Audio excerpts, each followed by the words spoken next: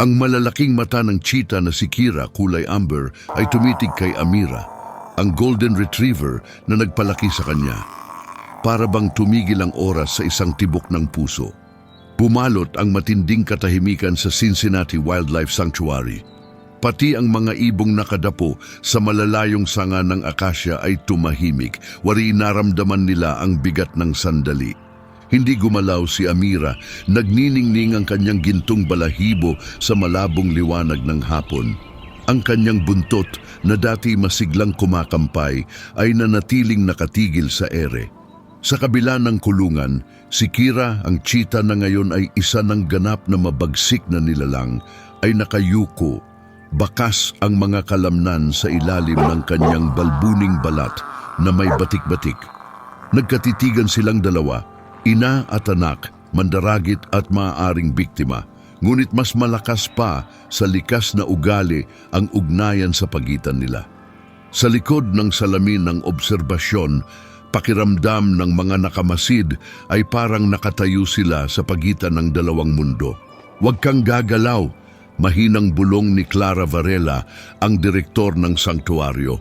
Tingnan natin kung ano ang naalala niya. Pagkatapos, bumalik ang kwento sa 3 taon na ang nakalipas, sa araw na nagsimula ang lahat. Isang maunos na hapon nang tumunog ang telepono sa opisina ni Clara. Nawala na siya, nanginginig na tinig ang narinig niya sa kabilang linya. Isang babaeng cheetah mula sa rescue program ang namatay sa panganganak. Iniwang buhay ang 3 mahihinang kuting na kasinlaki lang ng palad. Hindi pa bukas ang kanilang mga mata, nanlalamig at nanghihina ang katawan, at ang maliliit nilang dibdib ay marahas na pumipintig. Nanikip ang lalamunan ni Clara. Alam niya ang istatistika, bihirang mabuhay ang mga cheetah kapag pinalaki ng tao. Kung wala ang init ng katawan ng ina at ang tibok ng kanyang puso, 6 na oras lang ang buhay ng mga kuting. Hindi kailanman mapapalitan ng tao ang likas na ugnayan. Naglakad siya paikot sa infirmary, pasulyap-sulyap sa incubator kung saan magkayakap ang mga kuting habang mahina silang umuungol. Hindi sila aabot sa gabi, bulong ni Dr. Rafael Ibanez, veterinaryo ng sanktuaryo. Kailangan nila ng ina, hindi tagapag-alaga. Doon naisip ni Clara si Amira. Katatapos lang magpasuso ni Amira ng kanyang mga tuta 2 linggo na ang nakaraan. Unti-unti nang nawawala ang kanyang gatas, pero mainit pa rin ang kanyang katawan, tanda ng pagiging ina. Kalma siya, matiisin at punong-puno ng pag-aaruga, uri ng asong tatanggap ng ardilya o sisiw kung papayagan. Lumuhod si Clara sa tabi ng kulungan ni Amira. Itinaas ng retriever ang ulo, malambot, at nagtatanong ang mga mata.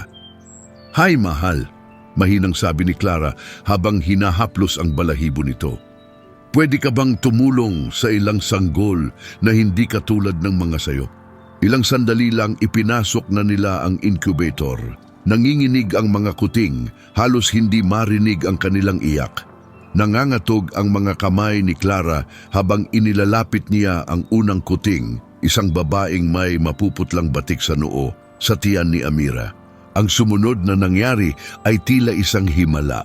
Inamoy muna ni Amira ang kuting, pagkatapos ay dinilaan ito gamit ang parehong banayad na galaw ng dila na ginamit niya sa sarili niyang mga tuta. Nilinis niya ang mukha nito, itinulak papalapit, at tumingin kay Clara na parabang humihingi ng pahintulot. Nang tumango si Clara, pumulupot si Amira sa 3 kuting, parang isang buhay na panangga. Sa loob ng ilang minuto, nahanap ng mga kuting ang kanyang dede at nagsimulang dumede. Tinakpan ni Clara ang kanyang bibig, namumuo ang luha sa kanyang mga mata. "Ginagawa niya," bulong ng isa sa mga tagapag-alaga. Talagang ginagawa niya. Mula sa araw na iyon, hindi na si Amira basta surrogate, naging ina siyang muli. Sa loob ng 8 linggo, naging duya ng buhay ang buong sanktuaryo.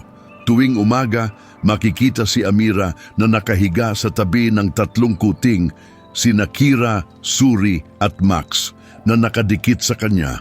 Ang kanilang munting tunog ay nahalo sa mahinhing paghinga ni Amira, tila isang duyan ng dalawang magkaibang uri na naging isa. Lagi ring humihinto ang mga bisita sa bintana ng obserbasyon na bibighani sa tanawin, isang golden retriever na napapaligiran ng 3 batik-batik na kuting, dinidilaan ng mga mukha nila at mahinhing ginagabayan habang natututo silang lumakad. Kahit likas na mailap ang mga kuting, ginaya nila ang asal ni Amira. Sinundan nila siya kahit saan, sa lugar ng kainan, sa damuhan, maging sa kanyang paboritong lilim sa ilalim ng lumang puno ng roble. Umaakyat sila sa kanyang likod, kinakagat ang kanyang mga tainga at nakikipaglaro sa kanyang buntot. Si Amira, matiisin sa lahat, hinayaan silang magkulitan hanggang sa siya na ang magsawa. Isang mahina pero malinaw na tahol at titigil ang mga kuting pagkatapos ay tatalikod at hihiga, nagpapakumbaba. Habang lumilipas ang mga araw, lalong lumalim ang ugnayan. Unti-unting lumalabas ang likas na ugali ng mga kuting, sinusubaybayan ang buntot ni Amira, nagkukubli sa damuhan at sinasanay ang sarili sa pagtalon. Ngunit pagsapit ng gabi, bumabalik sila kay Amira, malakas ang pag-ungol habang nililinis niya ang kanilang balahibo at muling pumupulupot sa kanila. Isang tanawin na walang masabi ang mga tagapag-alaga. Hindi mo ito matuturo, ani Clara isang gabi habang nanonood mula sa bakod. Ito ay isang bagay na sinauna, isang bagay na hindi nalilimutan ng pagmamahal. Ngunit kahit ang mga himala ay sumusunod sa batas ng kalikasan. Pagsapit ng 6 na buwang gulang ng mga kuting, mas malalaki at mas malalakas na sila kay Amira. Lumakas din ang kanilang mga laro, hindi sa galit, kundi dahil sa likas na asal. Si Amira, bagaman mapagmahal pa rin, ay kailangang umiwas sa mabibigat na palo at malalakas na talon. Isang hapon, napansin ng tagapag-alaga na napakislot si Amira nang patawan siya ni Max sa balikat. Nagsisimula na, malungkot na sabi ni Clara. Lumalaki na sila. Dumating ang pasyang hindi na maiwasan. Kailangang ilipat ang mga kuting sa mas malaking kulungan, isa na para sa mga mababangis, hindi para sa mga tuta. Tumayo si Clara sa tabi ng kulungan ni Amira. Nang gabing yon, mabigat ang dibdib. Ginawa mo ang higit pa sa inaasahan, bulong niya. Pero panahon na. Nang inalis na ang mga kuting, sinundan sila ni Amira hanggang sa gate, nakababa ang buntot at ang mga matay puno ng pagkalito. Pinanood niya habang unti-unting nawawala sa alikabok ang truck na nagdala sa kanyang mga anak papunta sa kulungan ng mga mailap. Sa loob ng ilang araw, nanatili siya malapit sa bakod, mahina ang ungol habang hinihipan ng hangin, para bang tinatawag silang pauwi. At kahit hindi niya alam, ang mga kuting, hindi mapakali at paikot-ikot sa kanilang bagong tirahan, ay sumagot sa kanya sa sarili nilang paraan, umiiyak ng mahina sa papalubog na liwanag. Masakit ang transisyon, hindi lang para kay Amira, kundi para sa lahat ng nakasaksi sa himala ng kanyang ugnayan sa mga kuting. Sa unang umaga pagkatapos ng paghihiwalay, tumayo si Amira sa tabi ng bakod, nakadikit ang ilong sa malamig na metal na lambat, mahina ang ungol sa hamog ng umaga. Mahaba, masakit pakinggan, isang uri ng iyak na tanging isang ina lang ang nakakagawa kapag may nawala sa kanyang hindi niya alam kung paano muling mahahanap. Nakatungo ang buntot, hindi man lang tinikman ang pagkain. Ayaw niyang umalis sa lugar kung saan niya huling nakita ang mga kuting. Sa kabilang panig ng bakod, paikot-ikot ang mga tseeta sa kanilang bagong kulungan. Maikling iyak ang binibitiwan ni Kira, paikot si Suri sa gilid at kinakalmot ni Max ang lupa, litong-lito. Malawak ang kanilang bagong lugar, puno ng matataas na damo at bukas na espasyo, dinisenyo para sa mga mandaragit upang masanay sa galaw at likas na gawi. Ngunit sa loob ng ilang linggo, hindi nila ito pinansin. Sa halip, Umupo sila malapit sa gate sa dulo, nakatitig sa direksyon ng kulungan ni Amira para bang hinihintay na muling lumitaw ang kanyang gintong anyo. Sinubukan ni na Clara at ng kanyang team na aliwin si Amira. Kailangan niya ng oras, bulong ng isang tagapag-alaga habang nakaluhod sa tabi ng retriever. Ngunit tila iba ang takbo ng oras para kay Amira. Kaunti lang ang kanyang kinakain, halos hindi natutulog, at gabi-gabi bumabalik sa bakod, humihiga habang lumulubog ang araw, nakatitig sa kulungan ng mga tseta. Minsan, kapag dala ng hangin ang mahinang iyak ng mga ito, itataas niya ang ulo, kikilos ang kanyang mga tainga, nakikinig, umaasa. Ngunit ang kalikasan ay marahas at maawain. Lumipas ang mga linggo at naging buwan at ang mga kuting nilikhang matatag ay unti-unting nakaangkop. Si Kira ang nanguna, natutong manghuli at tumakbo sa tulong ng mga tagasanay na gumagamit ng mekanikal na biktima. Naging napakahusay ni Suri sa liksi, nakakakilos na parang lasong humahati sa hangin. Lumaki si Max na malakas at matapang, mahaba ang hakbang at puno ng kumpiyansa. Unti-unting naglaho sa kanilang alaala ang Golden Retriever, napalitan ng pangangailangan para mabuhay.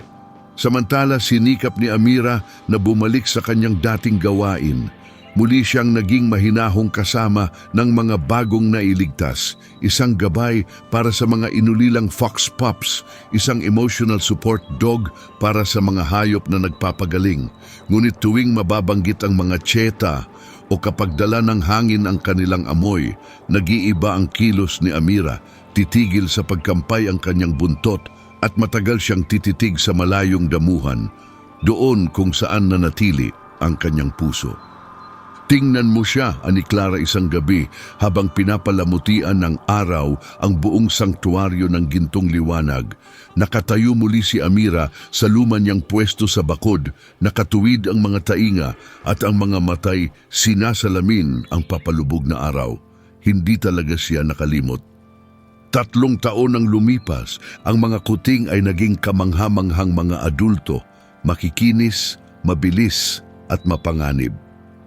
Bawat isa'y may bigat na higit sa 100 libra, ang kanilang mga kalamnan ay gumuguhit sa ilalim ng balat at ang mga matang kulay amber ay kayang sumipat ng usa mula sa malayo.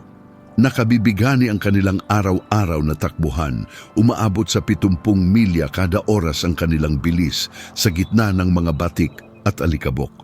Para sa karaniwang bisita, isa na silang tunay na mailap, mga mandaragit na pinakikilos ng likas na gawi. Wala ni isa sa sanktuaryo ang naniwalang naaalala pa nila ang kanilang mga araw bilang tuta. Paano nga ba? Mga mangangaso na sila ngayon. Yun ang akala ng lahat pagkatapos ay dumating ang bagyo, isang uri ng bagyo na walang awa.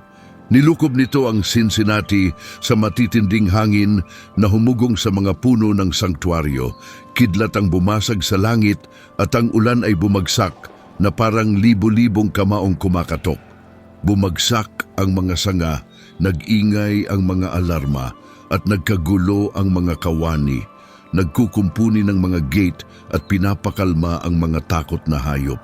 Sa kaguluhan, naiwanang nakabukas ang isang service gate sa likod ng tirahan ng mga tseta. Si Amira, takot sa kulog at naghahanap ng tahimik na sulok, ay nakalusot ng hindi napansin. Tumakbo siya sa makipot na daanan, ang mga paay sumasagitsit sa mababaw na tubig, sinusundan ang mga amoy na matagal na niyang nakalimutan, mahina ngunit pamilyar. Nang mapagtanto ni Clara na nawawala si Amira, kinabahan siya. Suriin ang bawat kulungan, sigaw niya sa radyo. Ngunit habang binibigkas pa lang ang mga salita, nakita na niya sa security monitor ang isang aninong ginto. Nanlamig ang kanyang katawan. Nasa koridor ng cheetah si Amira. At naroon din si Kira, nakatayo sa tapat ng feeding chute, ilang talampakan lamang ang pagitan nila. Kumakabog ang puso ni Clara. Diyos ko, hindi. Kinuha niya ang radyo. Lahat ng unit code red, may asong nasa loob ng teritoryo ng mga mandaragit. Pagdating ng team sa koridor, magkaharap na sina Amira at Kira. Bumubuhos ang ulan sa bakal na harang na mumuo sa pagitan nila. Mabigat ang hangin, nakayuko ang katawan ni Kira, naninigas ang mga kalamnan at nakatutok ang mga mata kay Amira. Sigaw ng bawat hibla ng kanyang katawan, panganib, napahinto si Clara. Isang maling kilos lang ay maaaring ikamatay. Walang kahit anong tunog, mahinang bulong niya. Huwag silang biglahin.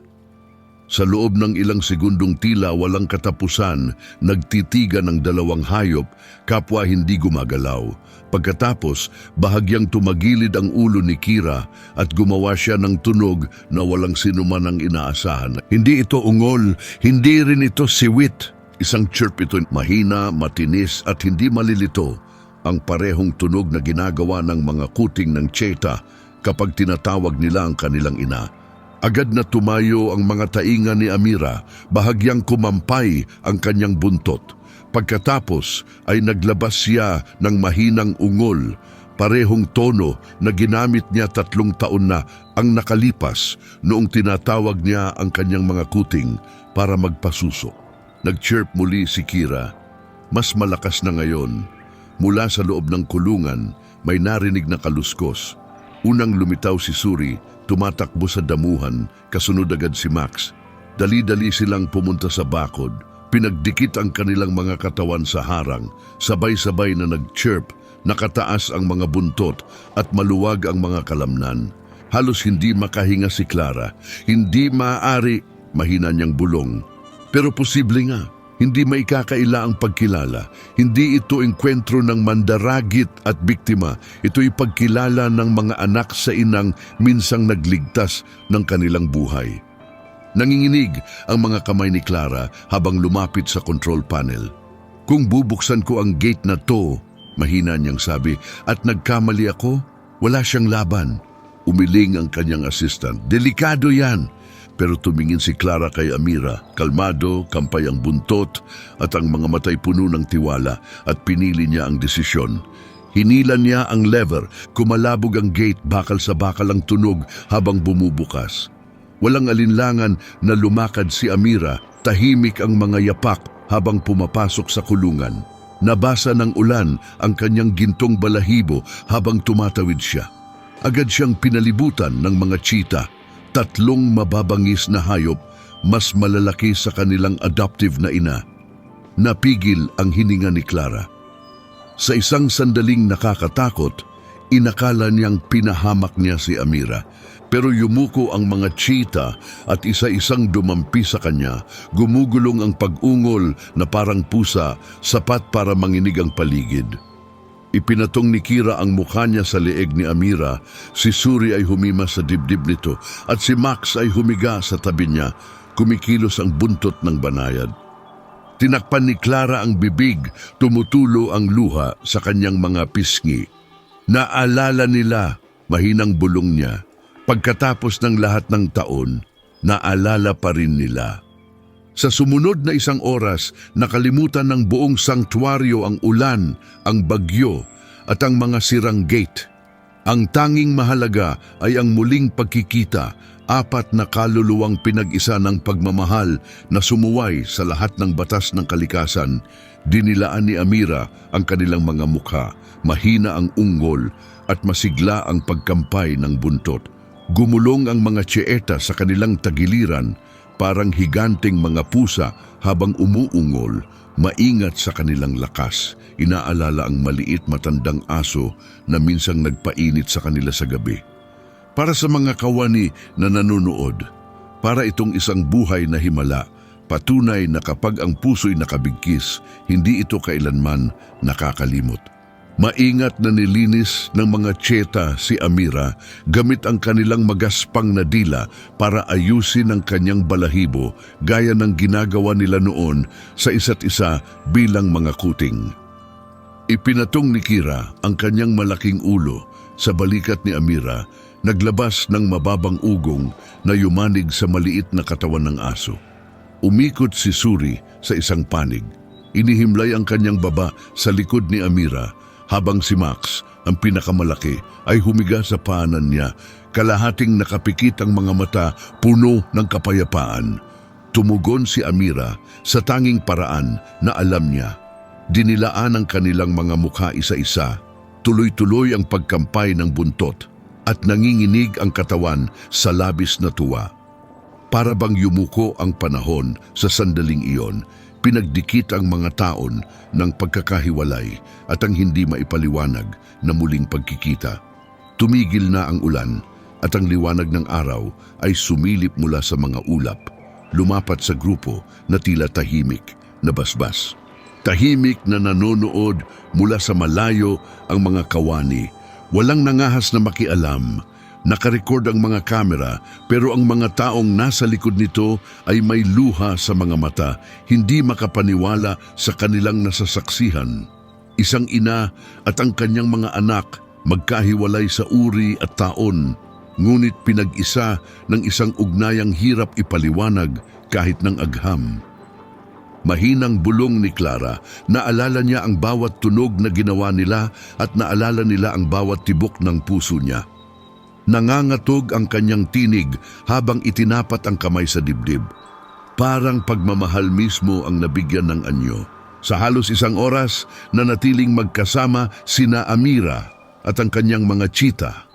Maingat silang naglaro, mabagal, sinadya ang bawat kilos, bawat isa'y mulat sa kahinaan ng iba. Nang gumulong si Kira sa kanyang likod, nakataas ang mga paa, tinulak ni Amira ang kanyang tiyan ng malambot na ilong, tulad ng ginagawa niya noong si Kira'y maliit pa at hindi pa kayang tumayo.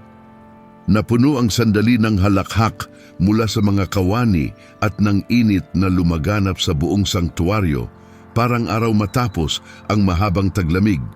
Nang dumating ang oras para muli silang paghiwalayin, hindi tumutol si Amira. Tahimik siyang lumakad pabalik sa gate at dumungaw saglit sa kanyang mga anak na ngayon ay ganap na. Sinundan siya ng mga cheetah, inilapit ang kanilang mga mukha sa bakod, mahina ang chirp, hindi pagtutol kundi pamamaalam. Lumuhod si Clara sa tabi ni Amira at hinaplos ang kanyang ulo. "Ginawa mo ulit," mahinang sabi niya. "Ipinakita mo sa amin kung ano ang itsura ng pagmamahal." Mula sa araw na iyon, nagtayo ang sanktuaryo ng bagong tradisyon.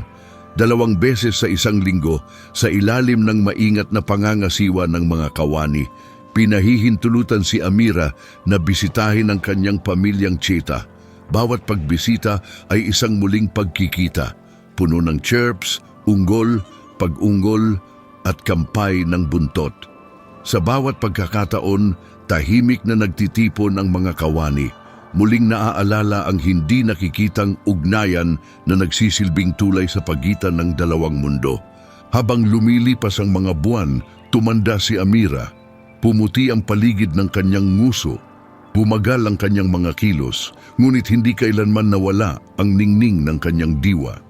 Sa bawat paglapit niya sa kulungan ng mga cheetah, tila bumibilis ang kanyang mga hakbang at kumikislap ang kanyang mga mata sa pagkilala. Sa bawat pagkakataon, ang mga cheetah na ngayoy pinakabagsik sa buong sanktuaryo ay agad na lumalambot, yumuyuko, nagchichirp sa tuwa at mahinhing umiikot sa kanya, parang malalaking kuting na binabati ang kanilang ina. Hindi na lang ito naging kwento para sa sanktuaryo, naging simbolo na ito. Dumarating ang mga paaralan upang matuto tungkol sa empatiya at pakikipamuhay.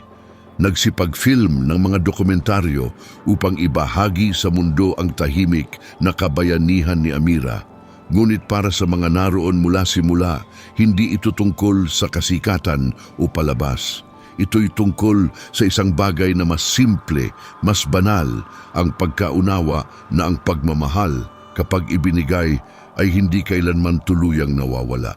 Ang ugnayan sa pagitan ni Amira at ng kanyang mga kuting na cheetah ay sumuway sa lahat ng batas ng kalikasan. Ipinaalala nito sa mundo na ang pamilya ay hindi nalilimitahan ng dugo, uri o hangganan. Ito'y hinuhubog ng pag-aaruga, ng alaala at ng tapang na magmahal lampas sa likas na ugali. Ang mga tseta na ito, kahit naging mababangis at makapangyarihang mga mangangaso, ay hindi kailanman nakalimot sa Golden Retriever na bumuhay sa kanila, na nagbigay ng init noong malamig ang mundo. Hindi nila nakalimutan ang tibok ng puso na minsang nagpatahimik sa kanilang pagtulog o ang mahinang tahol na nagpapaalam na sila'y ligtas. Hanggang ngayon kapag lumulubog ang araw at nagpapahinga ang mga tseta sa kanilang kulungan, minsan ay may naririnig ang mga kawani, isang mahinang ugong na humahalo sa marahang ungol mula sa kulungan ni Amira. Dalawang tinig sumasagot sa isa't isa sa gitna ng distansya, umaalingaw-ngaw sa takip silim. Ito ang tunog ng pag-alala dahil minsan kahit ang pinakailap na puso ay naaalala ang pinakabanayad na pagmamahal. At sa katotohanan iyon, nakaugat ang dahilan kung bakit kailangang ikwento ang mga istoryang tulad ng kay Amira upang ipaalala sa atin na ang malasakit ay hindi imbensyon ng tao, kundi isang wika na isinulat sa kaluluwa ng bawat nilalang. Kung nahipo ka ng kwentong ito, huwag lang basta manood, alalahanin. Alalahanin na ang pagmamahal ay walang pinipiling uri, walang hangganan at walang katapusan. Kung naniniwala ka sa ganitong uri ng pagmamahal, pindutin ang like button at mag-subscribe para sa mas marami pang kahanga-hangang kwento na nagpapatunay na ang pinakamalambing na ugnayan ay kayang tumagal kahit sa puso ng pinakailap na nilalang.